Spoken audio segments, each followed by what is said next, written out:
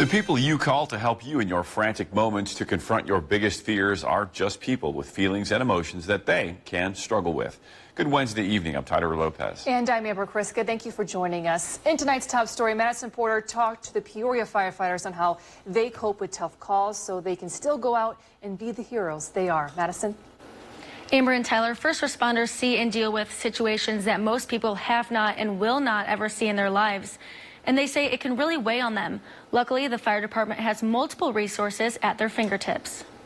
Well, mental health, it adds a lot of stress. And it's a stress first responders have to put away when they're on the job. We see people at their worst. When we see them at their worst and we're trying to do our best to take care of them, sometimes it leans and weighs on us. Peoria's Assistant Fire Chief Tony Cummings has had his fair share of tough calls. And I remember her big blue eyes and blonde hair. Through that process of her losing her life, and I kind of associated with her. And, you know, I've been on thousands of calls like that, but this one particularly just stuck out with me. For about a year and a half, I would see her walking towards me out of dark hallways. Those are the type of calls that you need to speak to somebody about. And they have both a counselor and a chaplain available to talk to. Tim Morrow has been a firefighter in Peoria for 15 years. He decided to become a mental health advocate after his dad, a retired firefighter, was there when Butch Goudat died on the line of duty in 1983. I felt like, you know, if I need it, probably other guys do. So I talked to my dad.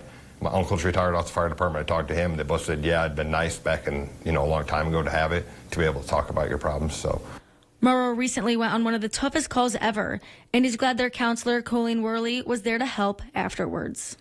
If they're better for themselves and for their families and they don't feel like by the time they end this job that they're broken and just a piece of who they used to be, that's my goal. I want them to be whole and I want them to be well. And Worley has been a counselor at the fire department for the entire 5 years the program has been in place. She got certified specifically for first responders to understand the dynamics of their job to give them the full level of support that they need.